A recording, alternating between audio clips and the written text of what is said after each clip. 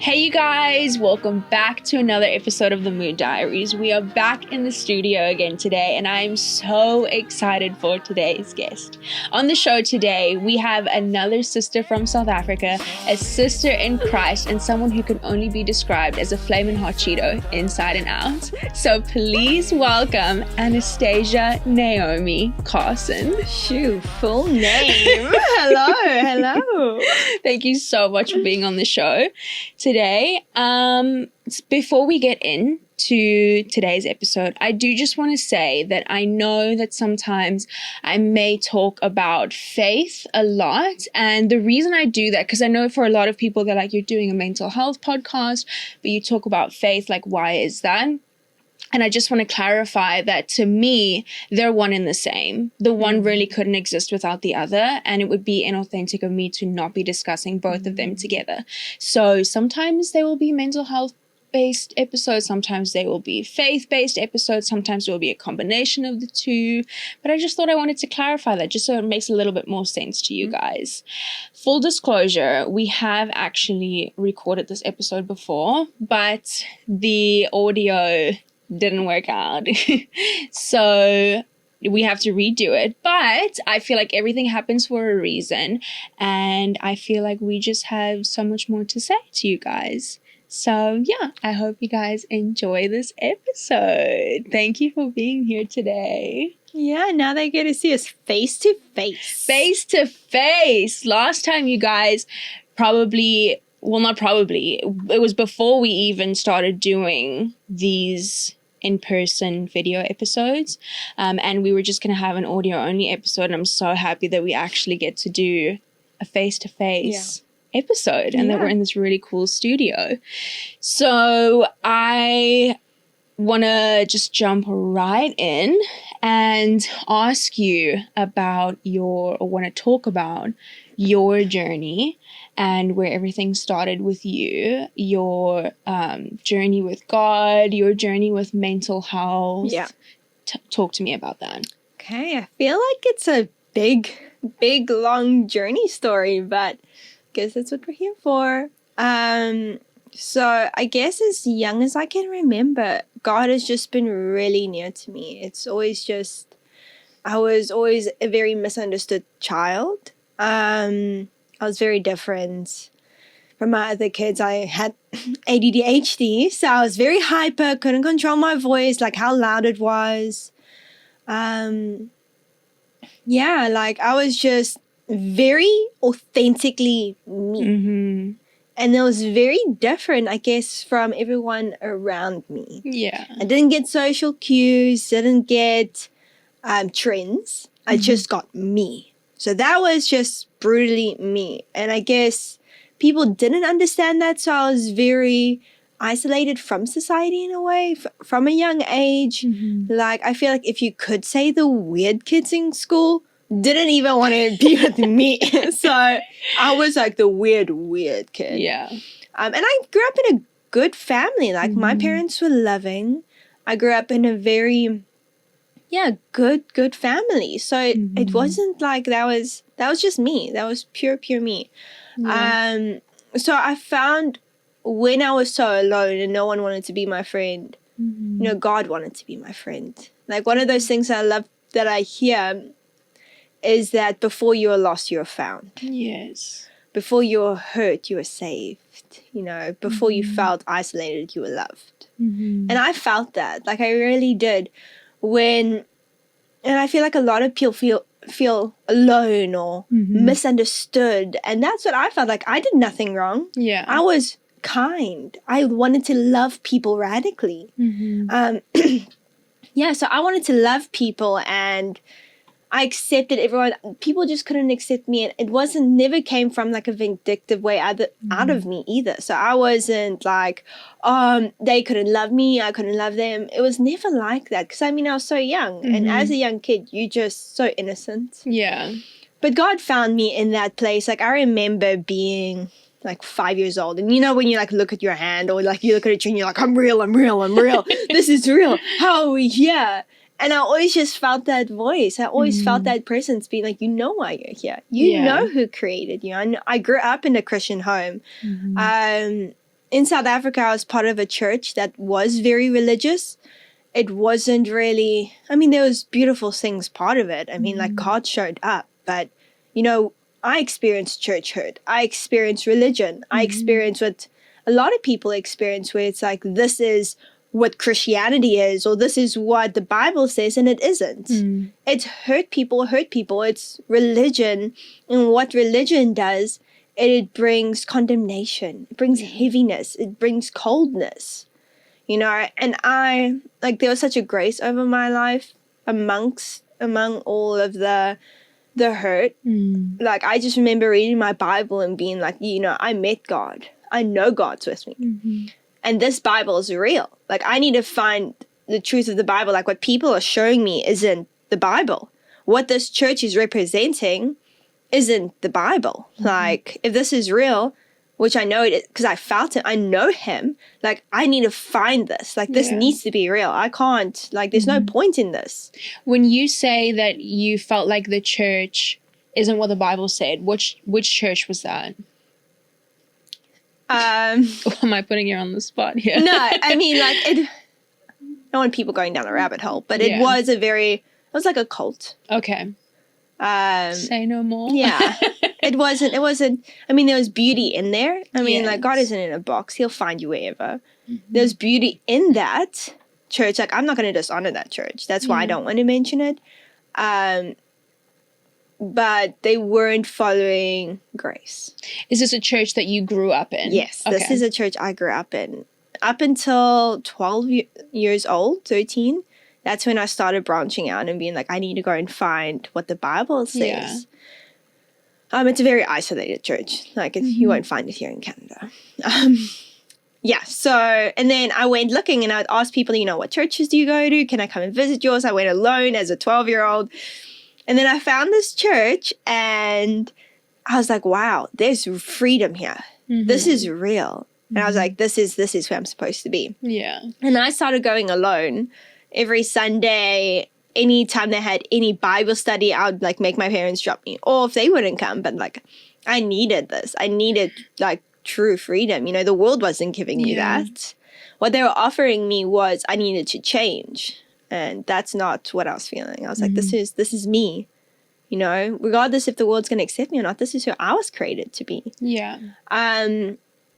So, I just found a lot of healing in the church. And then so I found grace, and I remember, like, when you come from a religious church, your mind thinks a certain way. So when I came into this church that was like, wow, this is what the Bible says, there's grace here. And I was like, I remember thinking, like, how could they do this? How could they show their shoulders? Like, stuff like that. I was like, how are they going to go to heaven? You know, this isn't that religion. And then I remember this church was then merging with two other churches, and that's where I found my husband, met him. Didn't find him, but met him. And I remember even just meeting him and being like, wow, he does nothing. Like, he doesn't pray for this many hours. He doesn't do all the right things. He barely does anything. But there's relationship there. Like, he knows God. And I was like, it needs, like, I'm doing something wrong if it needs to be this easy and this freeing. Like, there's no terms and conditions applied besides surrender. Yeah. And, like, to actually give that away. Like, people say, oh, this doesn't work for me, or I tried it. You know, surrender works. It really does. And God radically, radically changed my life there. And I remember going to the bathroom of my high school, praying throughout all my breaks. Like, and I remember making prayer groups on Thursdays or Tuesdays at school. Like, I believed. I was like, I met God. He radically changed me. I had encounters. It was real. At what age do you feel like you truly felt that deep in your soul? Well, I mean, I've always felt it deep in my soul, but I feel like it became no striving and deeper when I was about 12. Okay. Yeah. That's such a young age. I feel like that's something that is such a privilege to experience that at such a young age and just, like, fully commit to it and kind of, like, if write it out could be the word, and, like, into your adult years. I think that's such a cool such a cool thing for you to have experienced. Yeah, I think there was a grace over my life. It definitely, like, it could have gone two ways. Like, I mean, I guess it was easier for me in a sense because I didn't fit in. You know, nothing was filling my bucket. Yeah. I wasn't being satisfied. And because I was so young, like, it could have gone in so many different ways, like so many kids do. But God found me, and it was a real grace over my life. And, you know, in high school, I started going down different paths, and, like, I met God, and it was amazing. But the devil's so real, you know? And, like, while I'm, like, serving God, the devil's attacking. You know, I suffered with anorexia. And I started studying real hard, trying to take a grip of my grades because I was trying so hard and I wasn't getting the results I wanted to. So then I was like, I need to try harder. So then I started studying, like taking off from school just to study continuously. And this is what I did from grade 10. So 16 was like my height of my eating disorder, and studying, and I'd be on Ritalin trying to, you know, suppress my eating, study longer. So I went down this rabbit hole, you know, these like little foxes that can come in. Like you can be like, oh, I believe in the Lord. And then you give pieces of your heart away. So that was kind of where I went down at one point in high school. Like I was like, I'm believing for breakthrough with God. And then I had so much hurt still in me. And things were going down in my family, you know, just that. And I was just kind of trying to find my way through it all. And then I was even working towards being a doctor at one point. My grades were looking up. I was top physics learner. You know, I worked really, really hard. And then God just came to me and was just like, you know, I've always had a heart for ministry. I remember even when I was in the religious church, there was love. People loved. And, you know, God was still moving. And I wanted to actually dedicate my life to become one of the people that worked at the church. Because I was like, God, you just have it all. You know, you deserve it. So I wanted to go into ministry at as young as like if you tell people, what do you want to be when you're older? That was me. So then in high school, about grade 12, the Lord was like, you're called to ministry. I was like, wow, but I worked so hard in my grades. What do you want me to do now? Just like not work so hard anymore? And I just felt like I had to honor, do well, do your best. And so I did, and God used my grades throughout when COVID hit. You know, I worked at a homeschool tutoring, made my own tutoring thing, and God really used it. He was faithful. But yeah, like that was amazing. And then me and my now husband, at the time we met when I was 17, we dated. We went into missionary school together straight out of high school. We were engaged straight out of high school, 18. Wasn't the norm. But we just knew God brought us together. So I definitely want to go into that. But before we go into that, I just want to quickly go back to you saying that you went down a rabbit hole and you were taking Ritalin. And all of this. And I know that people who go through mental challenges and go through all these hard times, it's so difficult to expect, like it's not realistic to expect someone who goes through these things to not have an escape, you know.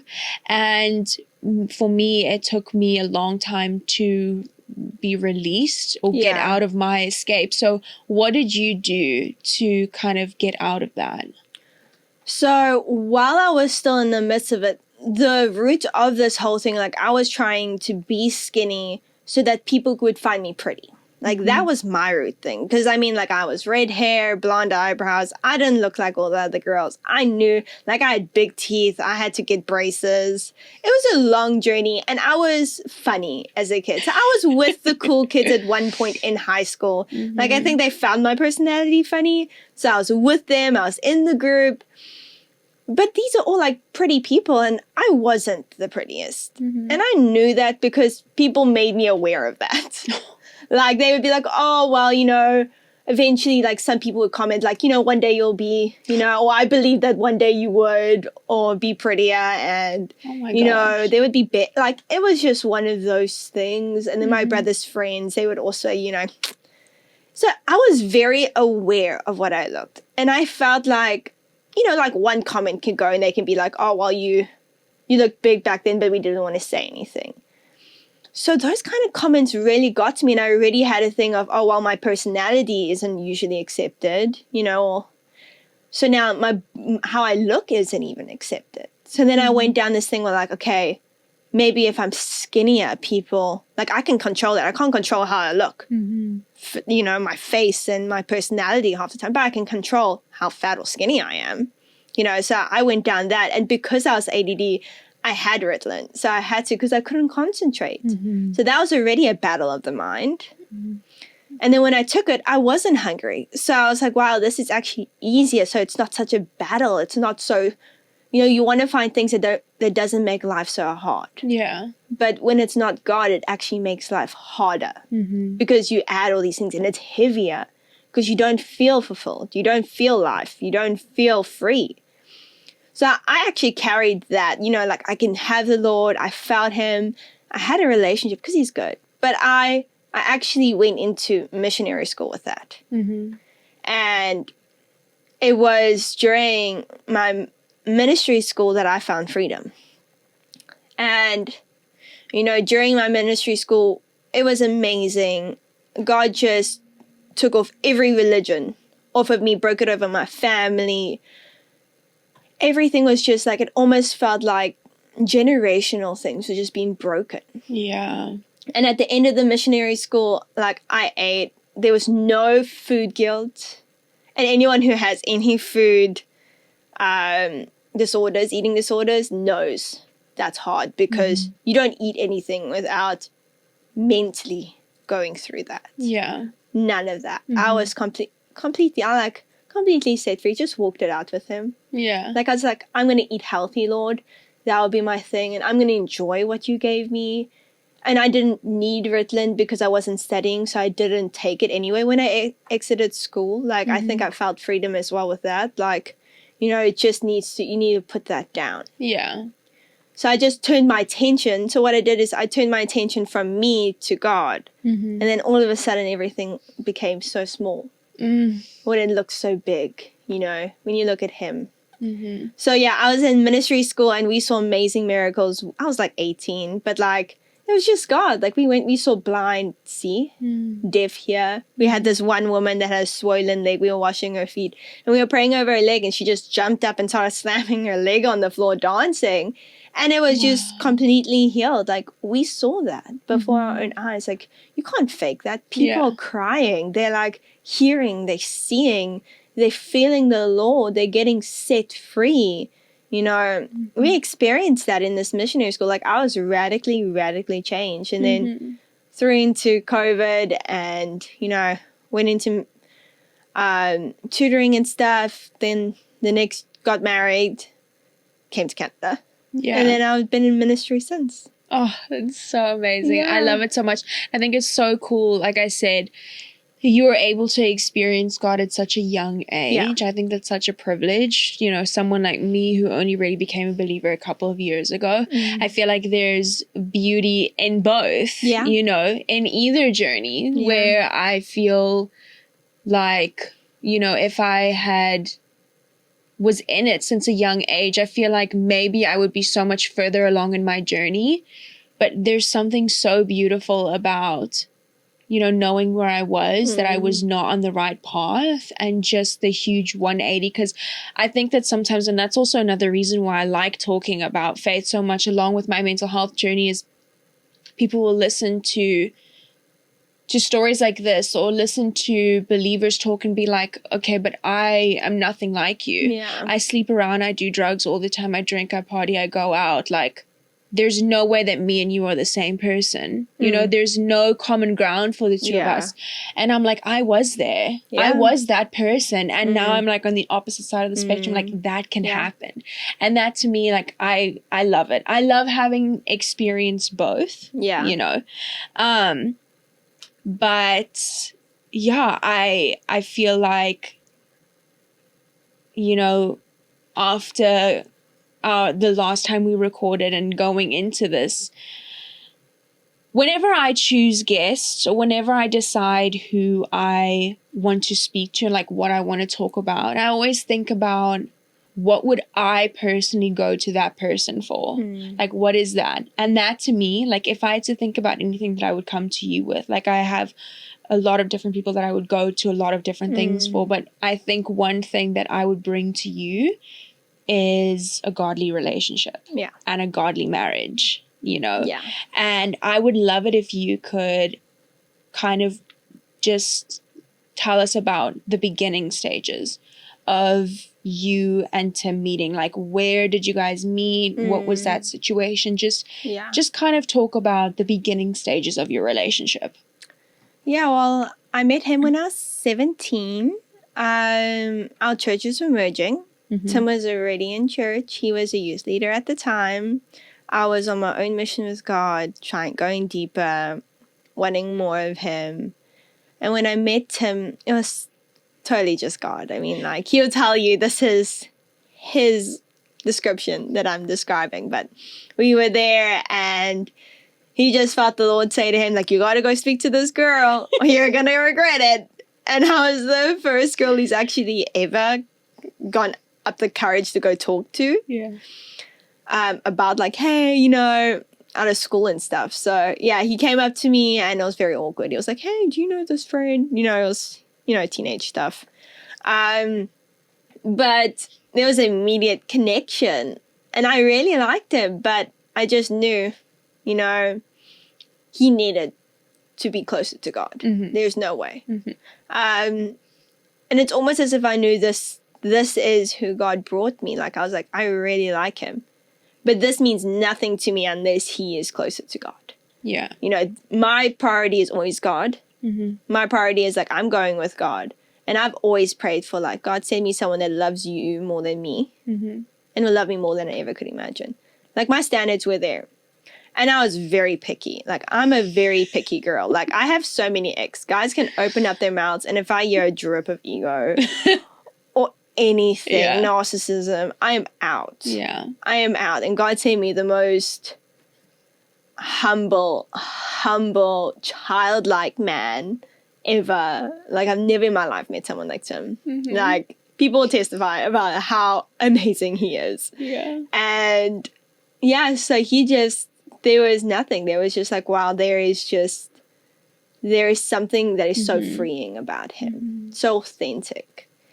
And I never met someone like him. There was just like, I remember walking, we were at our church merge bonfire. And this is before we even like locked eyes. I just saw this guy with a beanie hanging out at the youth. And I was like, that's good looking. And we became like really close friends, like best friends. He was pursuing me and he was like, I really like you. Do you like me yet? And it went on for like 8 months. It was long. Because I was just going to ask, like, how long do you feel like he was like, 8 months. It was long. It was, could have been this, but it was a few months. And the whole thing was like, I like this guy. I would date him. And I just kept telling him, I'm like, I don't want to date. Like, I never gave him my reason. I just told him, I don't want to date right now. I want to focus on school. That's what I said to him. Never told him anything deeper. But my thing was, I need to know that he's ready. I need to know that his relationship with God is like his foundation is solid. I'm not building his foundation. Yeah. That's not what I'm into. Yeah. He needs to have a foundation. Yeah. You know, like that's where we're heading, you know?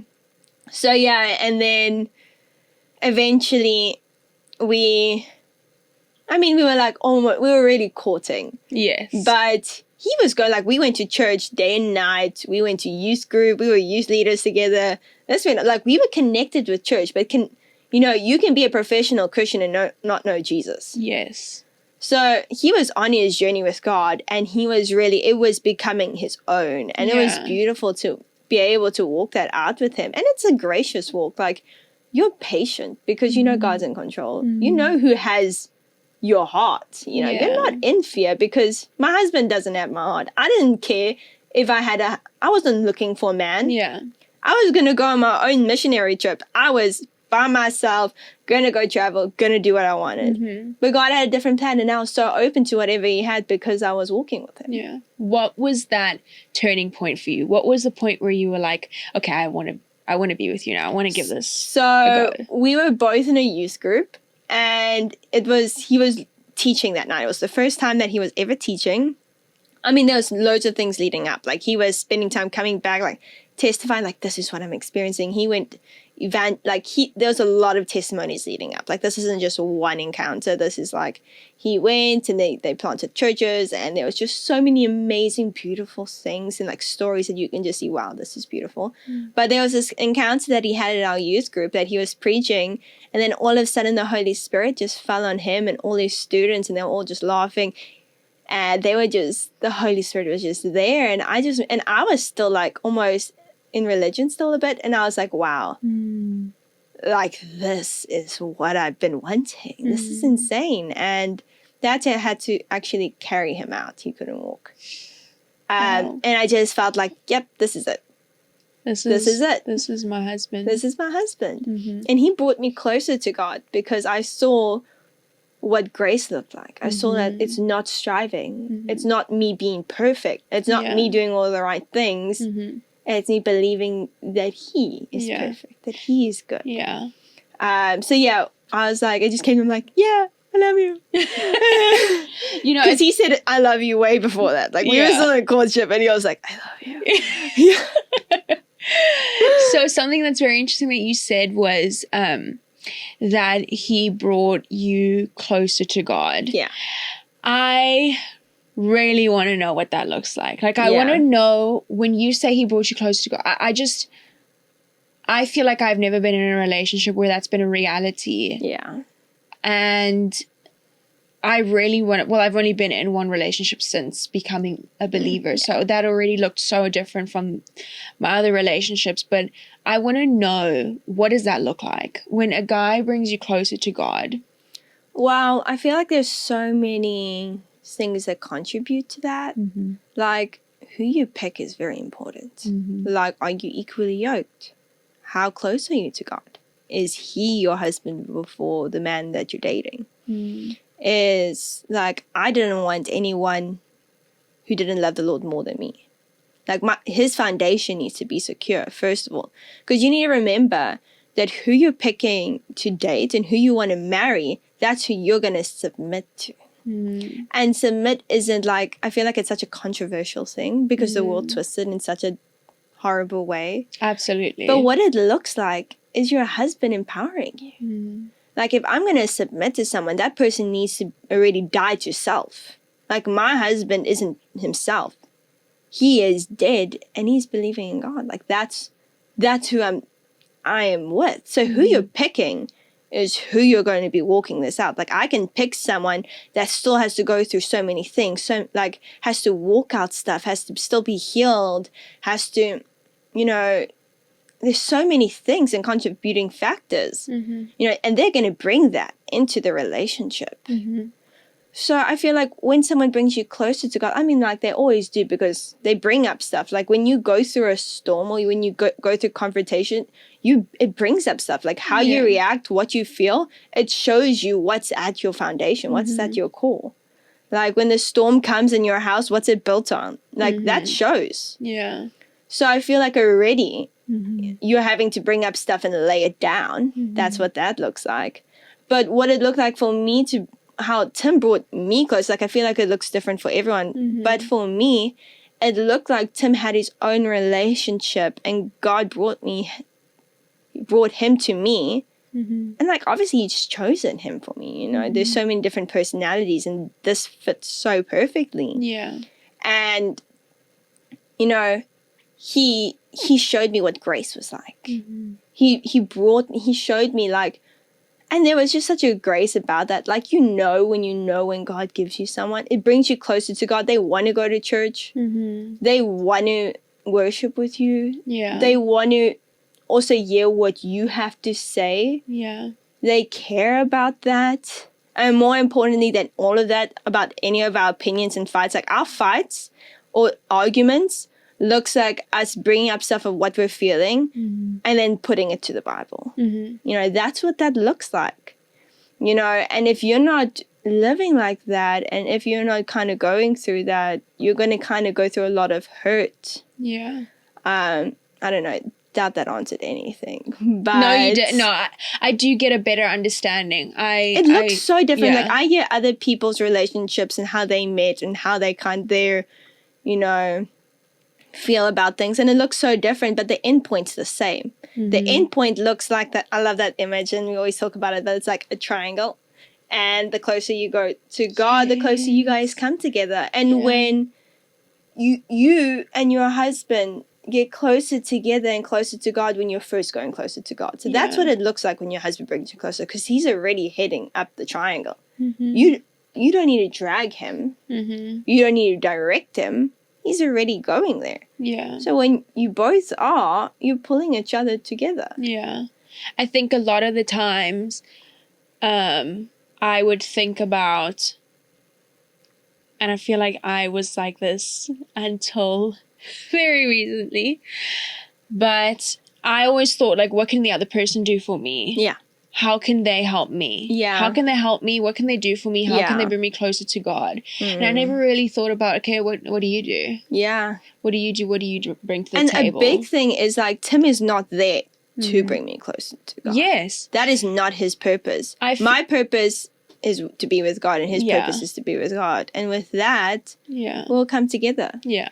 I feel like within the last 2 months, which we'll go into a little bit, but I'm not going to go into it too much, because I did say that I do want to save it for another episode, but I do want to go into it a little bit, because I do feel like, to me, and I know that you say that, because when I first asked Stasia to be on this podcast, I said to her, I love when you talk so much. Like, I just cannot stop listening to you. Like, I hang on your lips all the time, and I'm like, I just want to know what you say. And you said to me, it's not me. Yeah. It's not what I say, it's God. Yeah. And I was like, I was trying to understand that, and I feel like now I do.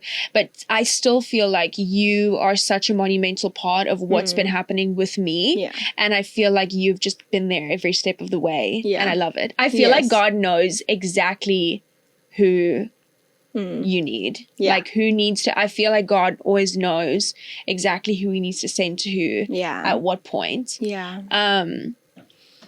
And I feel like something that I have realized within the past, like, 2 months, we're almost at 3 months now, is what I was like in a relationship. Yeah. Because I feel like once I got out of the relationship, once I was alone, not alone, I didn't feel lonely or anything like that, but once I was on my own, I started realizing the things that I did wrong. And I felt like I didn't necessarily think during the relationship that I did anything wrong. Yeah. It wasn't that I was necessarily ignorant. It was just that I couldn't see my fault in things. And there's this one guy, I think his name is John Gray. And he said something that has just always stuck with me. And I heard this years ago, before I was even a believer. He said that there are so many girls that are trying to find husbands, and they're trying to be wives, but they're consistently walking in the spirit of being a girlfriend. Yeah. And he said that you don't become a wife when I marry you. You become a wife when I meet you. Honestly, that is my, like, a main view of myself. Personally, like, for me and Tim, like, constantly I look at myself and I'm like, wow, how can I empower and uplift him more? What can I say? Like, I remember in beginning our relationship, like, I was brought in a very intense, coarse, joking family, and Tim was not. And I actually had to change myself on how I did that, because what I was doing was actually offending him. Because just because you do stuff like that, and just because you don't mean it, doesn't make it right. Yeah. You know, if it hurts the other person, or if they don't find it funny, they're not wrong. Yeah. You are. Yes. And one of my things is, like, when we were dating, I don't date to date. Yeah. Like, that's why we had such a long period before we dated. Yeah. Because when I do date you, it's because I'm going to marry you. I don't need this. Yeah. But if God sends it to me, you know, then this is what it is. Yeah. Like, our whole high school, like grade 12, 6 more months till we can get married. Yeah. 2 more months till, come on, and we nearly can get married. Yeah. We can nearly get married. And there was no need for waiting. There was no need for long engagement because why? Yeah. You're going to get married. That's the whole point. And I feel like I feel the same. I date to marry. Yeah. And that was, I can't remember if I did that within my previous relationships, like before I became a believer, because I was young and I don't know where my mind's, I don't even know the person I was back then. Yeah. But definitely within the last relationship, I was also like, I'm dating to marry. I'm intending to marry this person. And I think that before, in my mind, it's so crazy. I always thought that I was ready, and I was like, I'm ready to be a wife. I'm ready to be a wife. But I didn't step into that. I didn't step into the spirit of a wife. Yeah, like if you're ready to be a wife or a husband, you need to be ready to die to self and serve. Yes. Because that's what marriage is. It's called serving each other. Yes. Like it's no longer what I want to do in the future. It's now, what does my husband also want to do? Yeah. What does that look like to put down also what I want to do? What does it look like for Tim to no longer just do what he wants to do, what makes him happy, but what does it look like serving? Yeah. You know, if you, like marriage, like it's hard, but it's so rewarding, like as if anything is. Yeah. We constantly do things to empower and to uplift. Like we pray, we worship, we dive into the word, we constantly dive to self, like, what can I do today that would serve him more than myself? Yeah. What does it look like putting his needs above my own? Because that's what the Bible says. The world twists it, but it's actually super empowering. Yeah. So I feel like now, since having gone through everything and just going on this amazing healing journey the past couple of months, I just feel like now I feel like a wife. Yes. I feel like now, even though there's no I feel like I am walking in the spirit of being a wife. And I feel like there were just a lot of things that had to be tweaked and, you know, rewired in my brain by God specifically to get to that. Because when I think about like something as simple as like, yes, this person did a lot to me, but I was so critical of him. Like I was so critical of him. And just like the things that I sometimes like regarding that, I look back and I'm like, you could have handled that so much better. Yeah. You could have tweaked things so easily just to make that a little bit better, just a little bit better.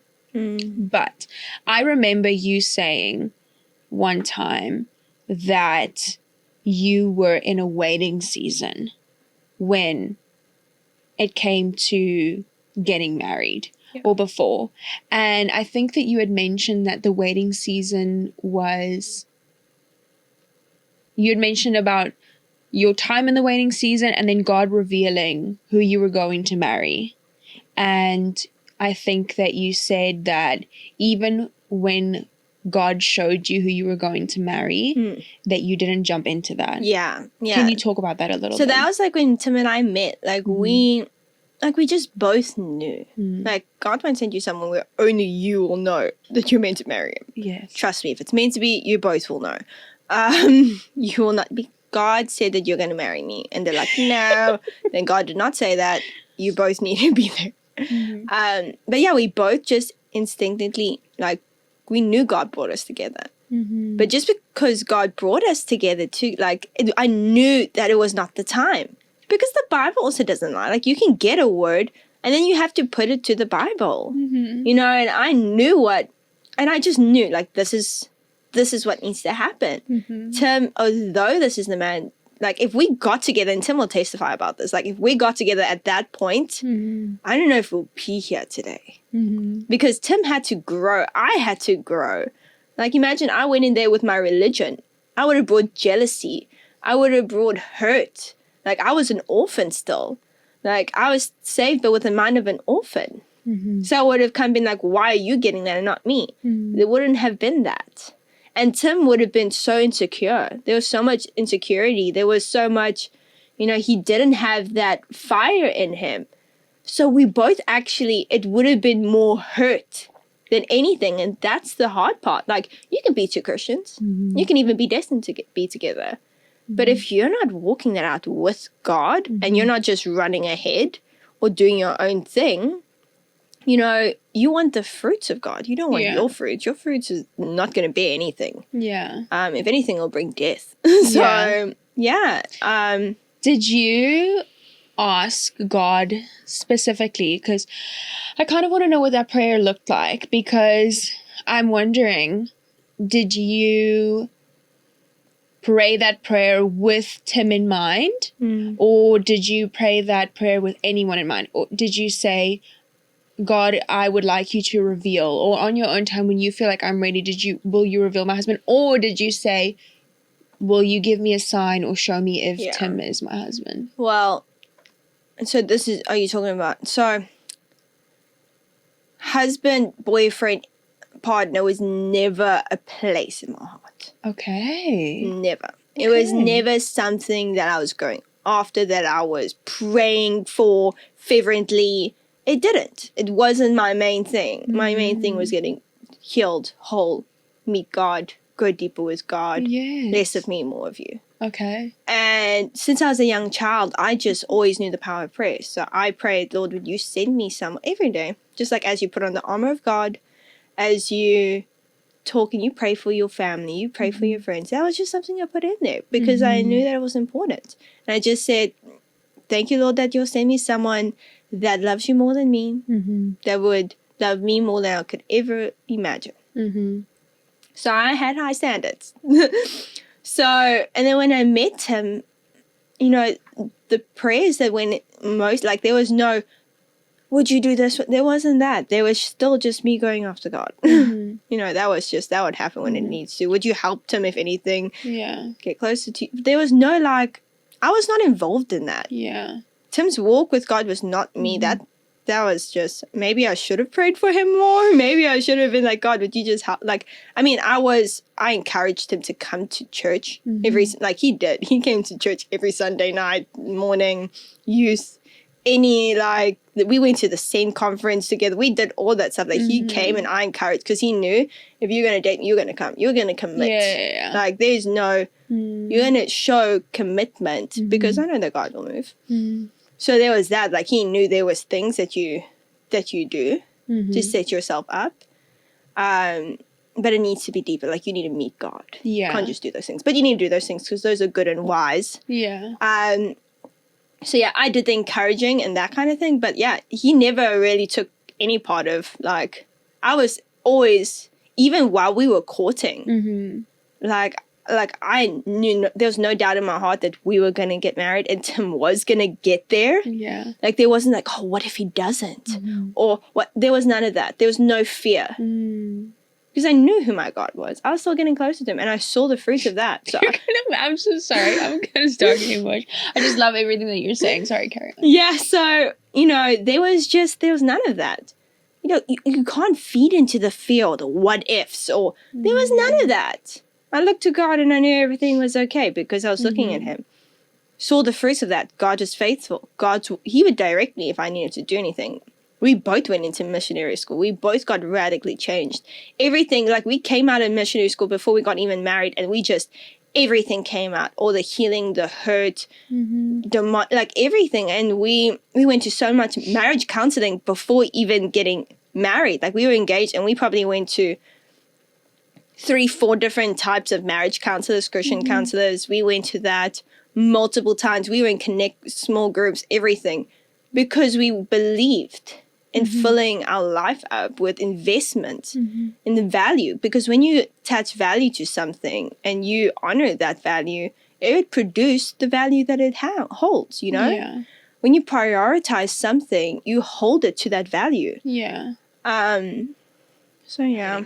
So something I do want to touch on, something that came up to me now, was I remember that you were telling me that there was a couple that you were talking to, you were involved with. Yeah, they were mentoring us. Yes, okay.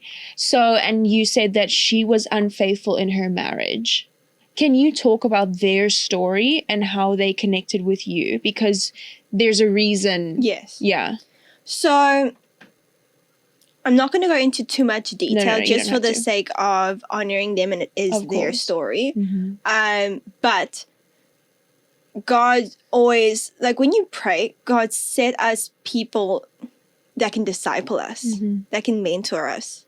Good people that are following you, that you have for us. Because you want that. You want to be led. You want to be sheep. You want to hold your hands out for the Lord. And he did. He sent us so many people. And this was just one of the couples. And they were such a blessing. And they were part of our church back in South Africa. And amazing, amazing couple. Full of the Lord. Just amazing. They're probably one of the closest people in our lives. We just love them. They've impacted our lives like no other. They've given us so much wisdom, even with boundaries, with people, with loving people, putting yourself down in boundaries. Like they've just taught us so much. And in their marriage, they just taught us what it looks like, even when your partner isn't faithful and they come back with repentance. And, you know, when the partner came back with repentance, it didn't look like, you did this wrong. You could have done this better. Well, this is why I did it. There was none of that. There was, I'm sorry. There was no shift blame. There was such reconciliation and walking that out, because there was just like the recipient partner was just forgave, walked that out, welcomed her back. And that was a life being laid down for the marriage. You know, what does that look like? Do you know how much like hurt they had to walk out?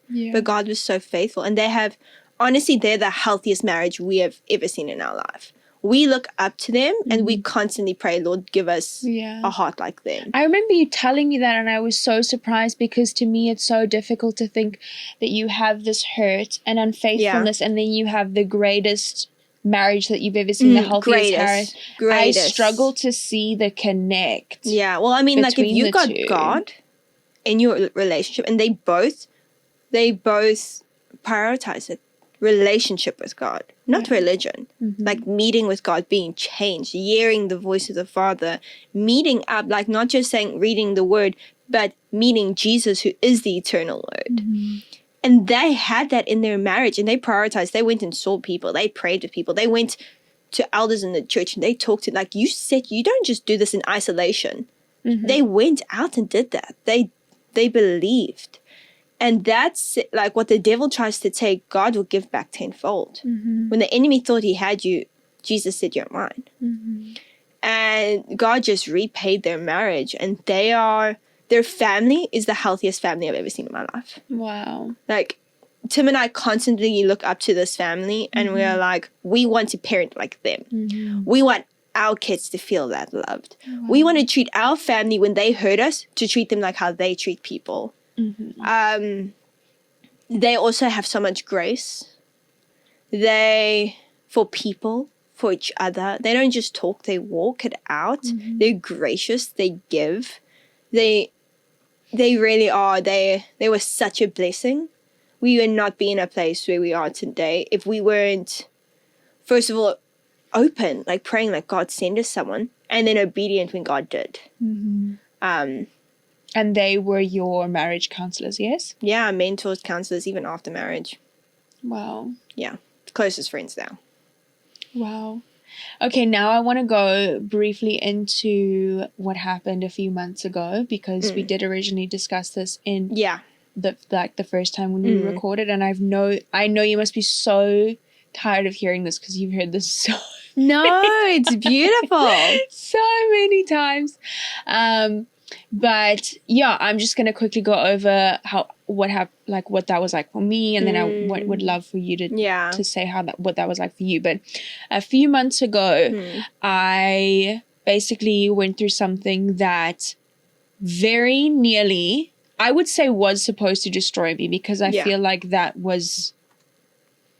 could have been an attack, you know, was supposed to destroy me and just be very traumatic, and it somehow ended up not being that.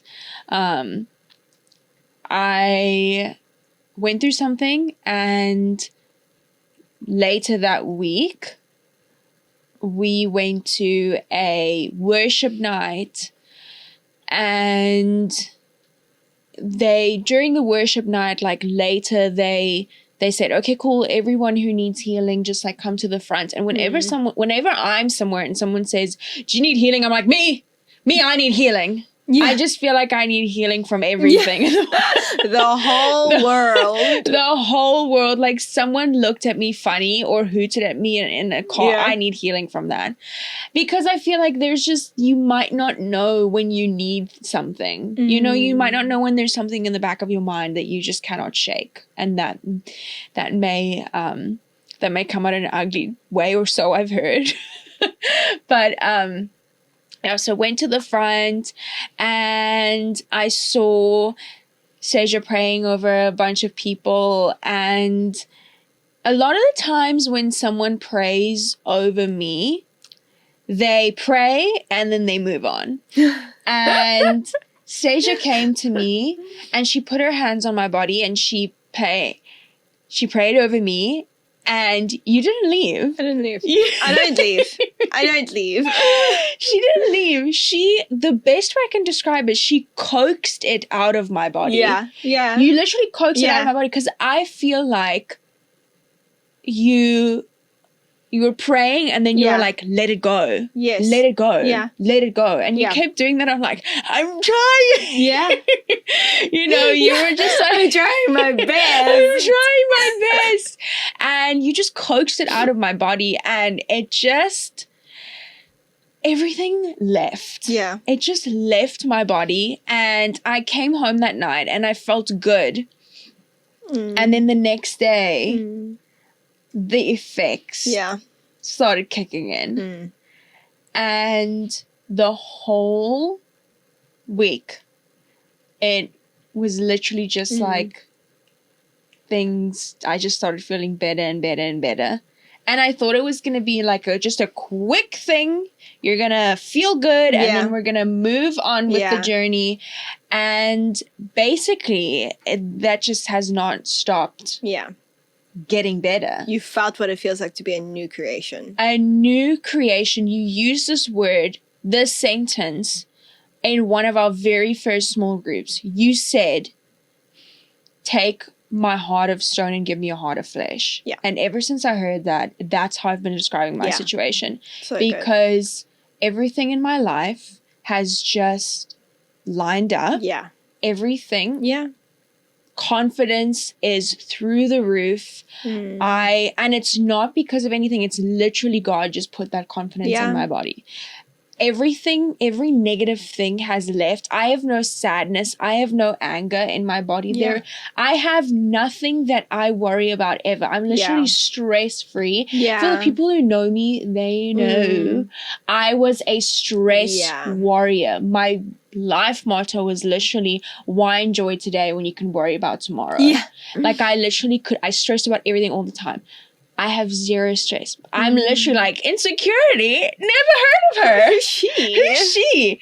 And it just keeps getting better and better and better and better. Every time I feel like I've hit the ceiling, it just keeps getting better. And I just haven't. And that's literally what it's been like. In a nutshell, what I've been through the past few months, you know, and I feel like you kind of have had like first row seats as to what that looks like. Yeah. So I want to know like your side from that night when we were at the worship night. So what you need to know is I've walked this path with Mia. I've actually met her before this new Mia. And we loved her. We did. But she was very stubborn. So, like, you would say something and you could be like, Mia, don't do that. Or, Mia, no, that's just not going to end well. And she'll be like, yeah, that's so good. And she'll do it anyway. And she would suffer that.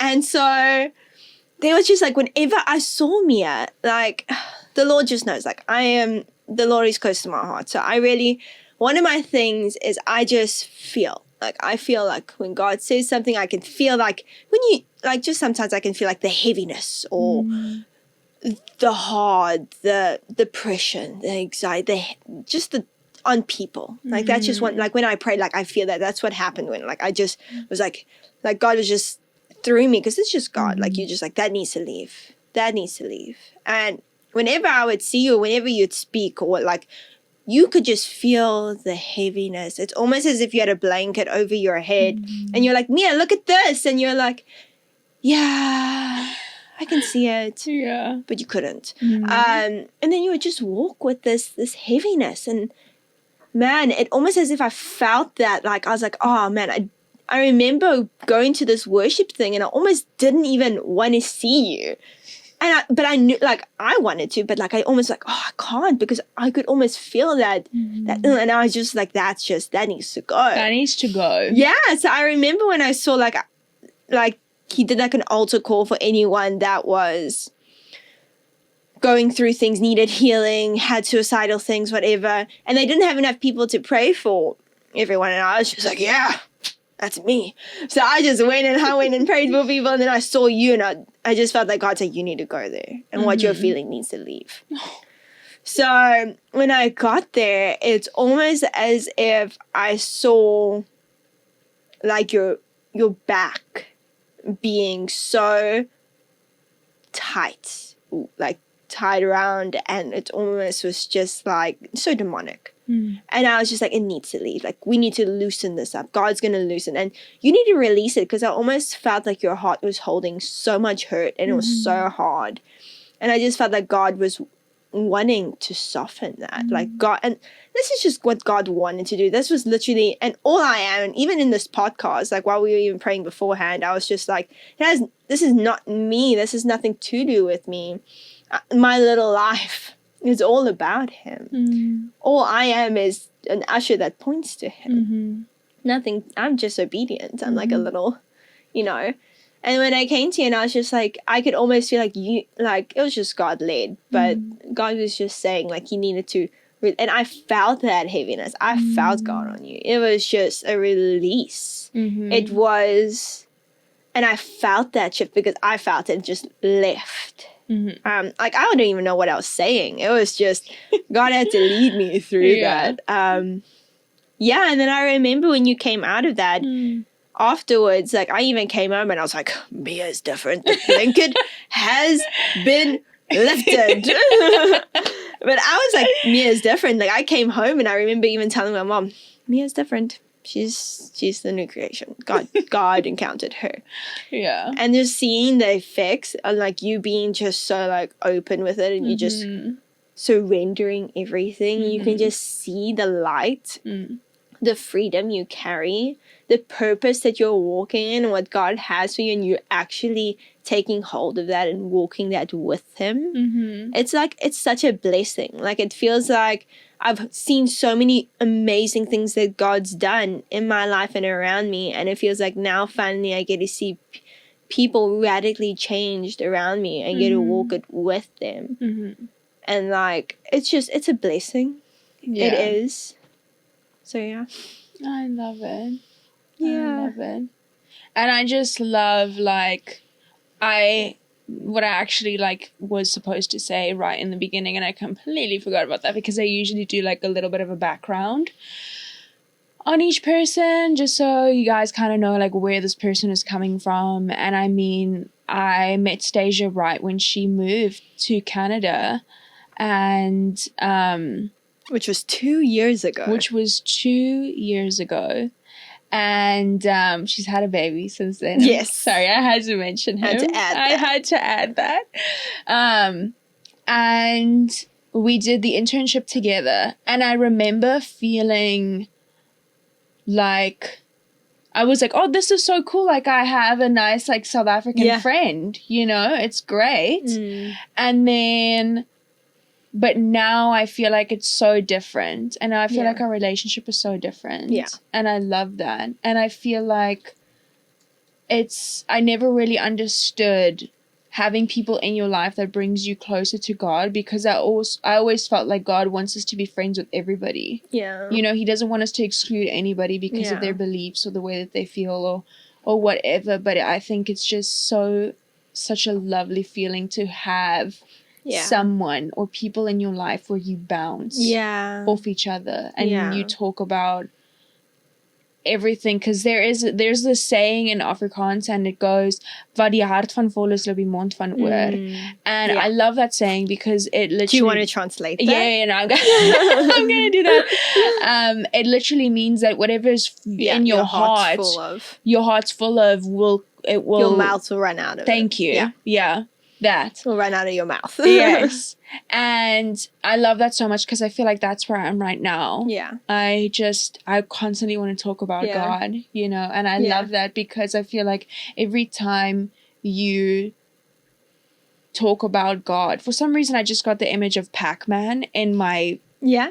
Like Pac-Man, the further he goes, the more he eats. Yeah. You know, the more he bites. And I feel like the more I talk about God, the more I get filled. Yeah, well, like when you really meet Jesus, when you, like he becomes like a person to you, everything else seems so meaningless. Yes. You know, I don't want to talk about anything else. I don't want to talk about the latest trend. Yes. I even want to talk about your clothes that look awesome. Yeah. Like, I want to talk about what's available to us, what God's doing, how much he loves you, how much he loves the people around us, how beautiful he is, how deserving of love he is.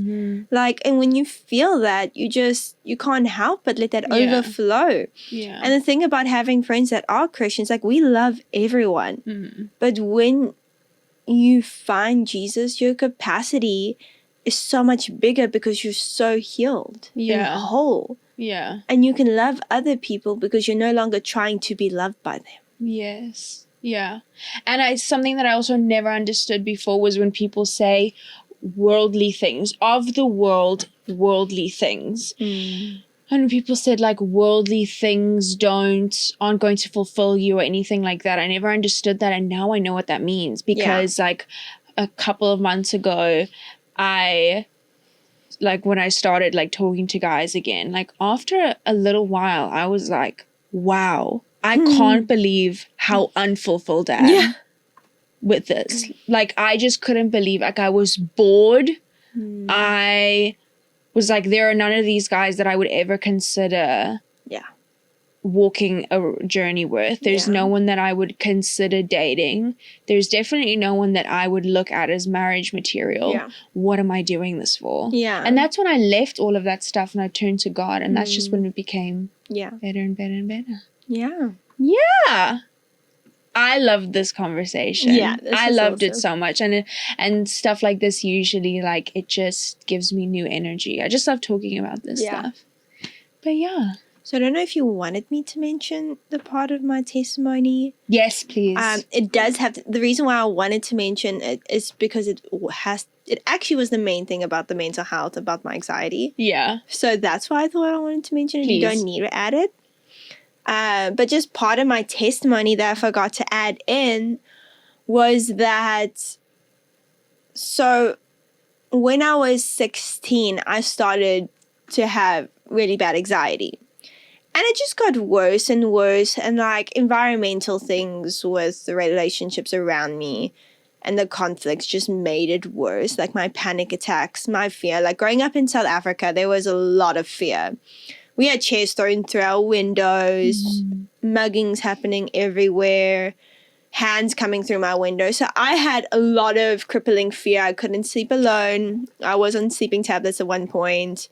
Hooked on them, had to wean myself off. It was like, I was fearful. I'm naturally fearful. And my anxiety got so bad. Like, you'll have anxiety and panic attacks sometimes. I had it all day. Like, it almost felt like I was living in this haze where my life, like the quality of my life was so low. It was almost like, why am I living this life? And I remember we were married at that point. Like, it was okay. Like, it almost as if there was lows and highs, and then it was fine. Like, it was almost gone. And then we got married, and it was just after COVID, and I went down. Like, Tim had to, when we would drive home, he couldn't drive into our driveway. He had to stop halfway to get me at an angle closest to our door so that I can jump out and run inside, because I was so anxiety filled. Like, everything, whether it was the grass, whether it was like I couldn't be alone at home during the day or at night. I would just sit in a corner. I would go to church even, and I would say, like, I would go ask for prayer, and I'd be like, you need to pray this away. This needs to go. And they would pray and nothing would work, and they would tell me, you need to go on pills, you need to just sort this out, find ways to cope. And I was like mental, like couldn't function. My husband was a saint that he stayed with me. I was shouting, like he couldn't know when I was going through a panic attack or anxiety attack. And it was all the time, like I was living from a place of overwhelmed, don't touch me, can't do this, like can't breathe, can't see, like it was horrendous. And I just remember like the word saying, like, I didn't give you a spirit of fear. I gave you freedom, sound mind, all of these things. And I was like, this is what you promised, so this is what I have to have. And after the last night, I went for prayer and I had the biggest anxiety attack in the car, and then I went home. And I can honestly say, looking back, I haven't experienced any anxiety or panic attacks. Like, it's almost as if I couldn't breathe, and now I can finally breathe. Like, I had no control over my brain. And in South Africa, it really wasn't talked about, anxiety. Like, I felt very isolated and alone. Like, every time I mentioned it, almost as if I was surrounded by people that never experienced it. And they were just like, yeah, no, I don't understand. So that just made me feel even more isolated. Yeah. And I didn't want to hear anything besides someone to tell me, God's going to get you through this. This isn't your life. No one would say that to me. And then so I had to say that to myself. And I did. And I prayed, and God set me radically free from my anxiety, panic attacks. Like, if anyone has gone through that or goes through that, they know what a bondage that is. Yeah. And now looking back, like, it's just so freeing not to have that. So that's part of my testimony, which is a big part. Yeah. So yeah. What an absolutely amazing note to end on. I want to thanks Anastasia, first of all, for being on today's episode. We finally made it happen, and I'm so glad we were able to do this, and that you came and sat down and we had this great conversation. Yeah. Thank you guys so much for watching. The next episode, I will go more into detail about what's been happening the past couple of months and what I've been up to, what I've been going through. So stay tuned for that. Be kind to yourself, be kind to others. Until next time.